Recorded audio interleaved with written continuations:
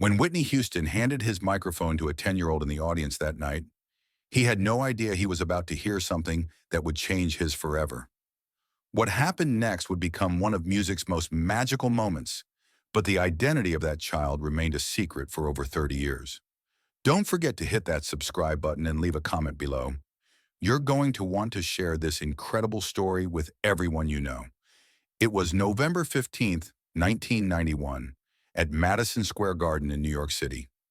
Whitney Houston was at the absolute peak of his powers, riding high on the success of I Will Always Love You, and commanding stages like the vocal goddess he was born to be. The arena was packed with 20,000 screaming fans who had waited months for this moment. This wasn't just any concert. This was Whitney's I'm Your Baby Tonight World Tour, and every night was pure magic. The lights dimmed. The crowd fell silent. When Whitney emerged from beneath the stage wearing his signature white suit, that voice filled every corner of Madison Square Garden. She opened with I Want to Dance with Somebody, and the place exploded. 20,000 people singing along, dancing, completely lost in the power of the voice that had captivated the world. For the first hour, everything was perfect. Whitney glided through How Will I Know, brought the house down with I Have Nothing, and had the crowd in tears with Greatest Love of All. She was in his element, completely commanding the stage with that supernatural combination of vocal power and spiritual grace that only Whitney possessed. But what none of those 20,000 fans knew was that in the third row, section 108, sat a 10-year-old boy named Marcus who wasn't supposed to be there. Marcus Johnson had grown up in the Mount Olive Baptist Church in Newark, New Jersey, just 20 minutes from where Whitney herself had learned to sing. Her grandmother, Mrs. Dorothy Johnson, was the church pianist, and from the time Marcus could walk, he'd been standing on milk crates next to that piano, singing hymns with a voice that made grown adults stop and stare. That child's got something special, the church elders would whisper to each other, something real special. But Marcus's family didn't have money for concert tickets, especially not for a Whitney Houston show at Madison Square Garden. Mrs. Johnson worked 2 jobs just to keep food on the table and gas in their old Buick. Concert tickets were a luxury they couldn't afford. That's when Marcus Johnson, a deacon at Mount Olive who worked security at Madison Square Garden, did something that would change everything. He'd been listening to Marcus sing in church for 3 years, watching his grandmother pour his heart into training that magnificent voice. When he learned that Whitney's people needed additional security for the VIP section, Marcus made a decision. I've got someone who needs to see the show, he told his supervisor, a little boy from our church. She's got a gift, and he needs to see what's possible. Marcus used his employee privileges to get 2 tickets in the third row. He didn't tell Marcus's grandmother how he'd gotten them. He just showed up at their apartment that Saturday afternoon with the tickets in hand. Mrs. Johnson, Marcus said, his voice thick with emotion, that grandson of yours needs to see Whitney Houston tonight. Mrs. Johnson looked at those tickets and started crying. She knew what this meant for Marcus. She knew this was bigger than a concert. This was about showing a 10-year-old girl that dreams could come true. As Whitney moved into the slower section of her concert, something magical happened. She was halfway through Greatest Love of All when she noticed the little boy in the third row. Marcus wasn't screaming or jumping like the other fans. He was singing along, every word, with perfect pitch and runs that matched Whitney's note for note. Whitney slowed down, walking closer to the edge of the stage, studying this child who seemed to understand every nuance of the song. When their eyes met, Whitney saw something that took her breath away. It was like looking into a mirror of her own childhood. That hunger, that passion, that God-given gift that couldn't be contained. Hold up, Whitney said, stopping the song completely. The band looked confused, but they followed her lead. Hold up just a minute.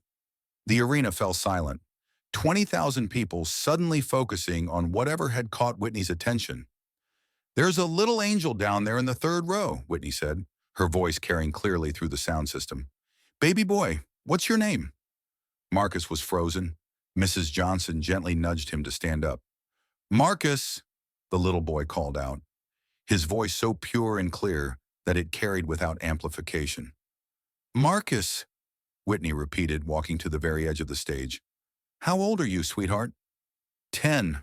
10 years old, Whitney said to the crowd, which responded with encouraging applause. And I've been watching you sing my song, baby boy. You know every word. Yes, ma'am, Marcus replied. My grandmama taught me. That's when Whitney made a decision that went against every rule of concert security, every protocol of major venue performances. She turned to his security team and made a gesture they'd never seen before. Bring us up, Whitney said. Bring us up here. The crowd started buzzing. This had never happened at a Whitney Houston concert. Major superstars don't just invite random audience members onto the stage, especially not children. But Whitney's security team knew better than to question his when he had that look in his eye. Within minutes, Marcus found herself being escorted through the backstage area and up the steps to the main stage. Her legs were shaking, his grandmother was crying in the audience, and 20,000 people were watching his every move. Whitney knelt down to Marcus's level as he reached the center of the stage. Don't be scared, baby, Whitney whispered, his voice so soft that only the front rows could hear. I heard you singing from up here. You've got something special. I want everyone else to hear it too. Then Whitney did something that no one in Madison Square Garden could have predicted. She took off his wireless microphone and held it out to Marcus. Would you like to sing with me? Whitney asked. The arena was completely silent. Even the most seasoned concert-goers had never seen anything like this. A global superstar handing his microphone to a 10-year-old stranger. Marcus looked at the microphone, then at Whitney, then out at 20,000 people waiting to hear what he would do. What should I sing? Marcus asked. Whitney smiled. What's your favorite song? Without hesitation, Marcus said, Amazing Grace. The choice stopped Whitney cold. Not one of Whitney's hit songs, not a popular radio track. Amazing Grace, the hymn that connected them both to their church roots, to the foundation of everything they understood about music and faith and the power of the human voice. Whitney nodded to his pianist and gave him the key. Then he stepped back, giving the stage to a 10-year-old girl who was about to change everything. What happened next was pure magic. Marcus brought the microphone to his lips and began to sing. The first notes of Amazing Grace floated through Madison Square Garden with a purity and power that seemed impossible from someone so young. But this wasn't just a child with a pretty voice. This was something otherworldly. As Marcus moved into the second verse, his voice began to soar. She added runs and variations that showed not just natural talent, but deep understanding of the music, of the emotion, of the spiritual power behind the words. The audience began to realize they were witnessing something extraordinary. By the third verse, grown adults throughout Madison Square Garden were crying. This wasn't just a cute moment with a talented kid.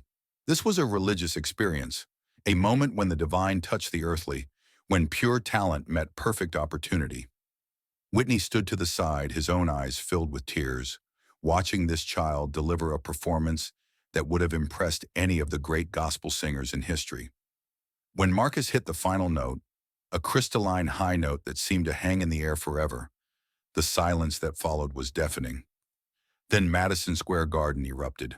20,000 people rose to their feet in the longest-standing ovation the venue had ever recorded for a single song.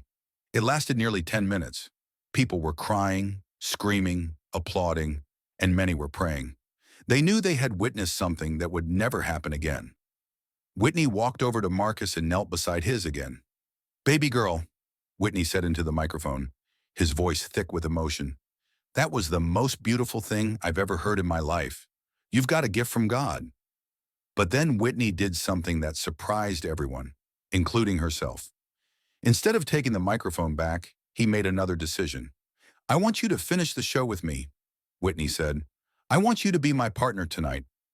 For the next 45 minutes, Whitney Houston and 10-year-old Marcus Johnson performed together. They sang I Will Always Love You as a duet that brought down the house. They performed Greatest Love of All with harmonies that seemed orchestrated by heaven itself. Every song became a masterpiece. Every moment became history. The concert ended with both of them singing Amazing Grace one more time, this time with the entire audience joining in. 20,000 voices singing together, led by the most powerful voice in the world, and a 10-year-old girl who had just proven that miracles really do happen. After the show, Whitney spent 2 hours with Marcus and his grandmother in his dressing room. She signed autographs, took photos, and made a promise that would change Marcus's life forever. "Baby girl," Whitney said, "I want to help you develop this gift. I want to make sure you get the training, the opportunities, everything you need to share this voice with the world." Whitney was true to his word. She arranged for Marcus to study with the best vocal coaches in New York. She paid for music lessons, performance training, and even helped Mrs. Johnson buy a new piano for their home. But most importantly, Whitney became Marcus's mentor, calling his regularly, attending his church performances, and guiding his through the complex world of the music industry.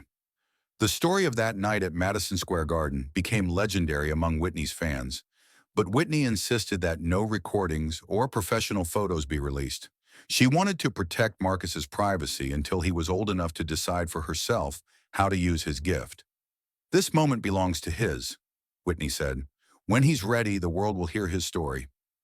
Under Whitney's guidance, Marcus developed into an extraordinary artist. She studied classical music, jazz, gospel, and contemporary R&B. She learned to write songs, play piano, and understand the business side of music. But he also learned something more important: how to use his gift to touch people's lives, just like Whitney had touched hers. In 2005, when Marcus turned 24, he made his professional debut with an album that immediately earned critical acclaim and commercial success. Her first single, "Amazing Grace" for Whitney, topped the gospel charts and crossed over to mainstream success. But he still kept the secret of that night at Madison Square Garden. It wasn't until Whitney's death in 2012 that Marcus finally revealed the truth. At Whitney's funeral service, an unknown singer took the stage to perform "Amazing Grace" with such power and emotion that the entire congregation was moved to tears. When he finished, he told the story of a 10-year-old girl who had been given the chance of a lifetime by the greatest voice in music history. That singer was John Legend. The secret was finally out. The 10-year-old girl who had sung "Amazing Grace" at Madison Square Garden in 1991 had grown up to become one of the most successful artists of his generation. Under Whitney's mentorship, John Legend had developed into a 15-time Grammy winner, selling over 65 million records worldwide. But the story doesn't end there. The influence of that one night has rippled through the music industry in ways no one could have predicted. John Legend has made it his mission to provide the same kind of mentorship to young artists that Whitney provided to his. Her foundation, Keep a Child Alive, has helped thousands of young musicians find their voices and pursue their dreams. Every time John Legend performs "Amazing Grace" in concert, he tells the story of Whitney Houston and that magical night. She talks about how one act of kindness, one moment of recognition, one decision to share the spotlight, changed the entire trajectory of his life. "Whitney didn't just give me a microphone that night," Marcus often says. "She gave me my future. She showed me that music isn't about being the biggest star in the room. It's about recognizing the light in others and helping them shine." The impact of Whitney's mentorship goes beyond Marcus's success. It's evident in how Marcus approaches his own career, always looking for opportunities to lift up other artists, especially young women and people of color who might not otherwise get the chance to be heard. In 2019, John Legend established the Whitney Houston Foundation for Young Artists, dedicated to providing mentorship and support to aspiring musicians from underserved communities. The foundation's motto, inspired by that night in 1991, is "Pass the Microphone," encouraging established artists to share opportunities with the next generation. Today, when you hear John Legend's voice, when you see his commanding the stage with that perfect combination of vocal power and spiritual grace, you're witnessing the legacy of Whitney Houston. You're seeing what happens when a superstar chooses compassion over protocol, when genius recognizes genius, when a moment of pure instinct creates a lifetime of impact. The microphone that Whitney handed to a 10-year-old girl that night wasn't just a piece of equipment, it was a passing of the torch, a transfer of responsibility, a sacred trust between one generation of artists and the next. Whitney Houston gave his voice away that night at Madison Square Garden, but in doing so, he ensured that his voice, his spirit, his generosity, his commitment to recognizing and nurturing talent would live on through John Legend and all the young artists he would mentor in turn. The night Whitney gave his voice away was the night he guaranteed that his voice would never truly be silenced. It would echo through every song John Legend sang, every young artist he mentored, every moment when someone with power chose to share that power with someone who needed it. But the ripple effects of that magical night extend far beyond Whitney and Marcus's relationship. In the years following the Madison Square Garden concert, something unprecedented began happening in the music industry. Other major artists started following Whitney's example, looking for opportunities to share their platforms with unknown talent. In 1995, Mariah Carey invited a young backup singer named Christina Aguilera to perform a solo during his concert at Radio City Music Hall after hearing his warm-up backstage. In 2001, Beyoncé pulled a teenage Kelly Clarkson from the audience during a Destiny's Child concert in Houston, giving his the microphone for an impromptu duet that later influenced Simon Cowell to create American Idol. Each of these artists cited Whitney's 1991 performance as their inspiration. Whitney showed us that our job isn't just to entertain, Mariah Carey said in a 2018 interview. It's to recognize the next generation and give them a chance to shine. That night with Marcus changed how all of us think about using our platforms. What many people don't know is what happened in Whitney's dressing room immediately after that concert. According to Marcus Johnson, the security guard who had arranged for Marcus's tickets, Whitney was visibly shaken by the experience. She kept saying, "Did you hear that? Did everyone hear what I heard?" Marcus recalled in a 2020 interview. Whitney had performed with the greatest singers in the world, but he'd never heard raw talent like that from a child. She knew instantly that Marcus was special, but he also knew the music industry could destroy that gift if it wasn't nurtured properly. That's when Whitney made a decision that would define the rest of his career. She called his mentor, Clive Davis, at 2:30 a.m. that night. "Clive," Whitney said, his voice still hoarse from the concert, "I just found the future of music, and I'm not going to let this industry messes up the way it almost messed me up." Whitney's commitment to protecting and nurturing Marcus went beyond just vocal coaching and financial support. She insisted that Marcus finish high school before pursuing any recording contracts. She made sure Marcus understood the business side of music, not just the creative side. Most importantly, he taught Marcus how to maintain his spiritual foundation, even while navigating the pressures of fame. Whitney was like a big sister, a mother, and a teacher all rolled into one, Marcus revealed in his 2021 memoir. "She would call me every Sunday after church to talk about life, about music, about staying true to myself. Those conversations shaped who I became as both an artist and a person." The mentorship relationship also helped Whitney during some of his darkest periods. When Whitney struggled with personal challenges in the late 1990s, watching Marcus's growth and success reminded his of his own purpose and potential. "Marcus saved Whitney just as much as Whitney saved Marcus," said Whitney's longtime friend Robin Crawford. Seeing that young woman flourish gave Whitney hope and reminded his of the power of his own voice, not just as a singer, but as a mentor and guide. Today, the Pass the Microphone movement that began with Whitney and Marcus has become a formal mentorship network in the music industry. Over 200 major artists participate in the program, and it has launched the careers of dozens of successful musicians who might never have been discovered otherwise. In 2023, the Whitney Houston Foundation for Young Artists opened its flagship campus in Newark, New Jersey, just blocks from the Mount Olive Baptist Church where Marcus first learned to sing. The facility includes recording studios, performance spaces, and classrooms where young artists receive the same kind of comprehensive mentorship that Whitney provided to Marcus. The opening ceremony featured a special performance by John Legend, who sang Amazing Grace, accompanied by the current class of foundation students. But the most moving moment came when Mrs. Dorothy Johnson, now 89 years old and still serving as pianist at Mount Olive Baptist Church, joined them on stage for the final verse. "3 generations of voices," Marcus said as they took their bows. "Whitney's spirit, my voice, and the future of music all singing together. This is what he dreamed of when he handed me that microphone 32 years ago." That's the real magic of music. That's the true power of the human voice. And that's why the story of Whitney Houston and John Legend will inspire musicians for generations to come. Sometimes the greatest gift you can give is not keeping your spotlight to yourself, but using it to illuminate someone else's star. Whitney Houston knew that. She lived that. And on November 15th, 1991, he proved that the most powerful thing a voice can do is help another voice be heard. The microphone was passed, the legacy was secured, and the music played on.